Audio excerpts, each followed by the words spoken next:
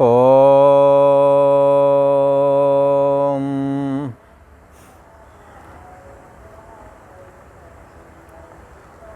श्री योग वासिष्ठ के स्थिति प्रकरण में श्री वशिष्ठ जी महाराज बोले, हे राम जी, शब्द स्पर्श रूप रस गंध ये पंच विषय कहलाते हैं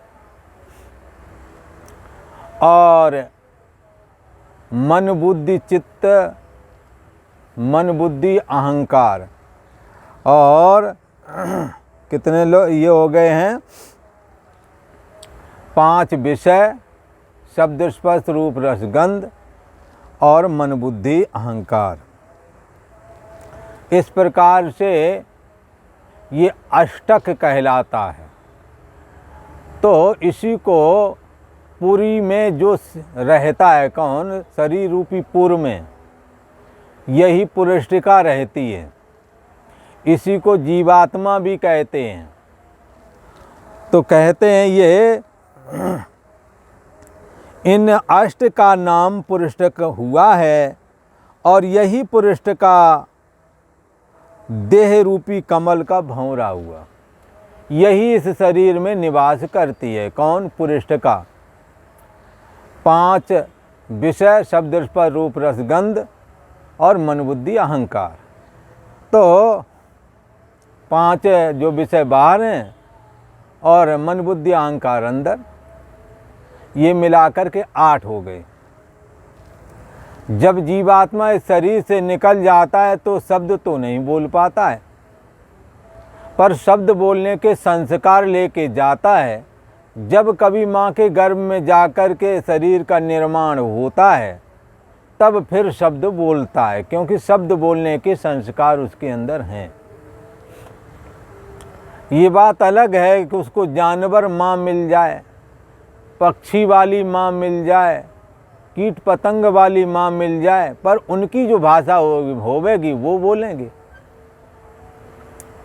तो क्या है, इसी प्रकार स्पर्श रूप, ये सारे के रूप तो नहीं सीधा सीधा दिखता है पुरुषिका को। जब निकल जाती है इस शरीर से, जब शरीर को कहते ये मृत हो गया, तो क्या होता है कि रूप तो उनको नहीं दिखता, पर रूप देखने के संस्कार हैं।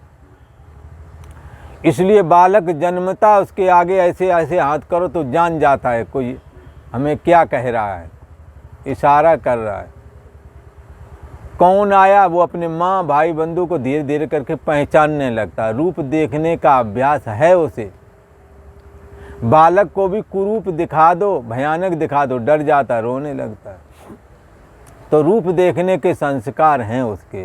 कब के हैं? पहले के ही हैं। अब इस जन्म में आंखें बन गई हैं और रूप भी दिखने लगा है, तो देखने लगे हैं, आंखें तो हैं ही हैं। तो इसी प्रकार से ये 5 विषय और मन का मनन करना, मन में ही काम क्रोध लोभ आदि रहते हैं। बाल्यावस्था में समझ में नहीं आता, जवानी होने पर ये सारे दोष इकट्ठे निकल पड़ते हैं। जन्मांतर में काम क्रोध लोभ आदि आपके अंदर में कैसा रहा, कम रहा या अधिक रहा, या विषय लोलुपता रही, वो सारे के सारे संस्कार जवानी में प्रकट हो जाते हैं। यद्यपि मरने के समय ये सब नहीं होता है, और बालक को भी ये सब जब देखेंगे तो प्रथम दृष्टया ये समझ में नहीं आएगा, पर जब जो जवान हो जाएगा वही, तो उसके अंदर के गुण और दोष सारे निकल करके बाहर आ जाते हैं। इसको कहते हैं पुरुषिका। ये पुरुषिका में बुद्धि निश्चयात्मका कहलाती है। बालक हाल ही जन्मा हुआ है, वह निश्चय बुद्धि नहीं है, पर आगे चल के वो निश्चय करेगा हमने क्या करना है क्या नहीं करना है। ऐसा निश्चय करके ही अपने काम करेगा, और इस काम को करने में उसे कोई ज़्यादा दिक्कत नहीं आएगी, क्योंकि पहले के संस्कार हैं। हम और आप जितने भी हैं, मन बुद्धि अहंकार के संस्कार पहले से लाए, शब्द स्पर्श रूप रस गंध के संस्कार पहले से लाए, लिहाजा यहाँ कुछ ज़्यादा इनके लिए सीखना नहीं पड़ा। ज्यों ज्यों जीवन चलता गया, बरतते गए, विषय आदि में बढ़ते चले गए। क्यों चले गए? क्योंकि वो संस्कार पहले से ही हैं। जैसे दूध पीने के संस्कार बालक को किसने सिखाया? माँ का ये स्तन है, इसमें हमारा जीवन छिपा हुआ है, दूध पिएंगे। तो ये सब किसने सिखाया उसे? फेया वगैरह शुरुआत में रुई का बना के देते हैं, फिर स्तनपान कराया जाता है। ये चीज़ इसको किसने बताई? क्योंकि जन्मांतर में करता ही आया है ये तो काम, कोई नया नहीं कर रहा है। जब तक दांत नहीं तब तक दूध पीना है, इसके बाद में फिर जब दांत आ जाएंगे तो फिर रोटी राटी अन्न जल खाना पीना है। तो क्या है, ये जो है पुरुषिका है, यही पुरुषिका इस देह में भौरा बन के बैठी रहती है, अर्थात जीवात्मा भाव में विद्यमान है। हे राम जी, आत्म सत्ता में तीव्र भावना करके उस चित्त सत्ता ने बड़ा स्थूल बपू देखा। आत्म सत्ता में तीव्र भावना करके, जैसे कोई पत्थर का खंबा खड़ा हुआ था, सभी वहाँ देख रहे थे, पर एक उसमें शिल्पी था। वो देख रहा है कि इस पत्थर के खंबे में इतनी पुतलियाँ बन जाएंगी और ये बन जाएंगी, बाकी को पत्थर दिख रहा। पत्थर में पुतलियों की तीव्र संवेग, तीव्र भावना, देखने का अभ्यास। शिल्पी पत्थर में इतनी मूर्तियाँ बन जाएंगी क्यों देखता? क्योंकि वो मूर्ति बनाता है, इसलिए उसे अनुमान लग जाता है इसमें इतनी पुतलियाँ बन जाएंगी पत्थर वाली। इसी प्रकार कारपेंटर लोग लकड़ी को देख के बता देते हैं कि इसमें कितने तख्ते निकल आएंगे, कितनी बल्लियाँ निकल आएंगी चीर करके। तो इस तरह से कुर्सी मेज कितने बन जाएंगे, बेड कितने बन जाएंगे, उन्हें आंकड़ा लग जाता है।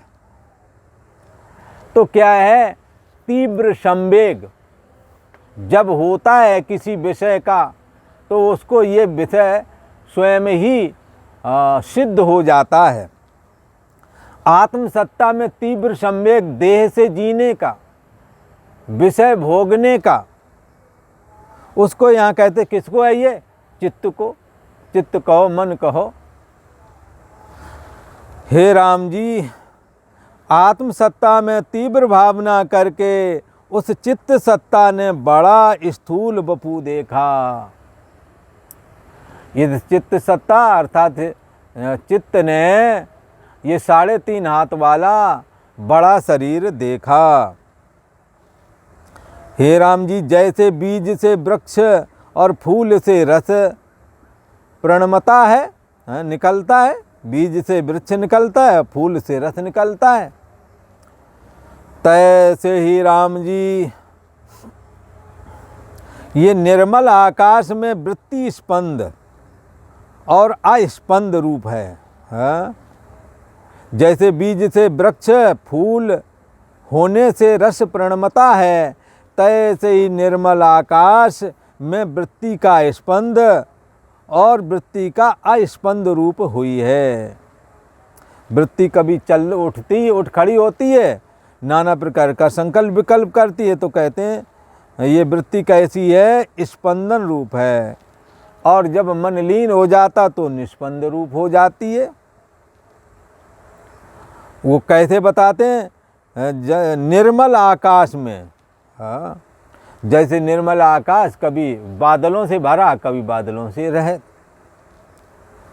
ऐसे ये मन की वृत्ति भी है।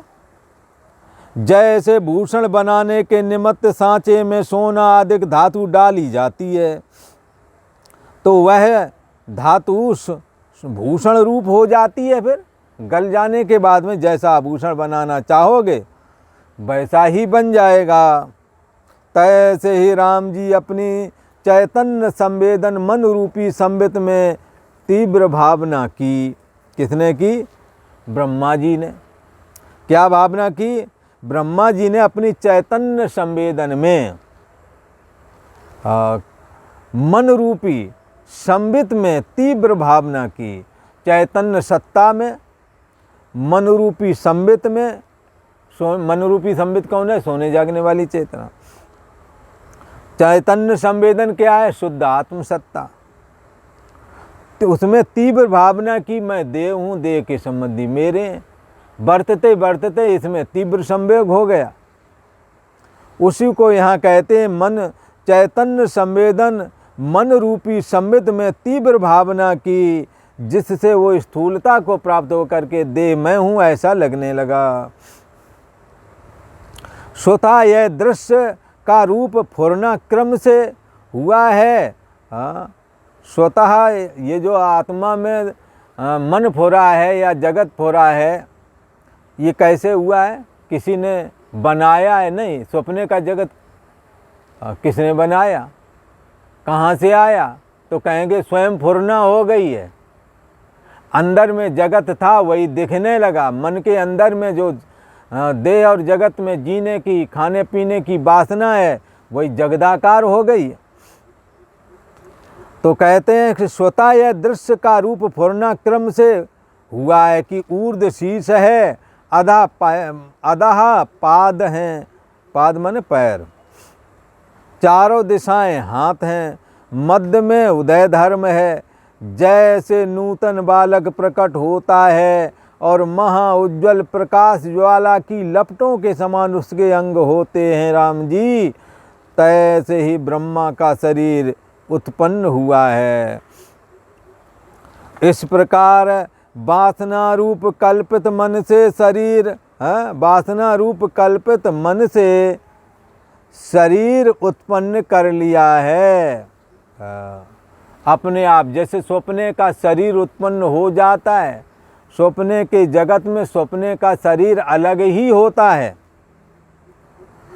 उसी को यहाँ कहते हैं कि हे राम जी, जैसे नूतन बालक प्रकट होता है और महाउज्ज्वल प्रकाश ज्वाला की लपटों के समान उसके सुंदर अंग होते हैं, तैसे ब्रह्मा जी का शरीर उत्पन्न हुआ है। इस प्रकार वासना रूप कल्पित मन से शरीर उत्पन्न कर लिया है। आदि ब्रह्मा का प्रकाश ही शरीर हुआ है, अर्थात ज्ञान स्वरूप थे ब्रह्मा जी। चार मुख वाले ब्रह्मा जी तो उसी चैतन्य सत्ता का साकार रूप है। आदि ब्रह्मा का शरीर कैसा था? प्रकाश रूप। प्रकाश का मतलब ज्ञान स्वरूप। कैसा था ये? सदा ज्ञान स्वरूप था। संपूर्ण ऐश्वर्य थे उसमें, समस्त शक्तियाँ तेज और उदारता से संपन्न स्थित है। कौन सा? ब्रह्मा जी का शरीर। कौन सा शरीर? सदा ज्ञान स्वरूप वाला स्वरूप। इस प्रकार ब्रह्मा जी सब जीवों का अधिपति, द्रव स्वर्णवत कांति परम आकाश से उपज कर आकार रूप स्थित हुआ है। ये ब्रह्मा जी किससे हुए हैं? परम आकाश अर्थात चैतन्य सत्तात्मक आकाश से, चैतन्य सत्ता आत्मा से ये ब्रह्मा जी उत्पन्न हुआ है। कैसा है ये ब्रह्मा? सब जीवों का अधिपति है, सब जीवों की समष्टि है।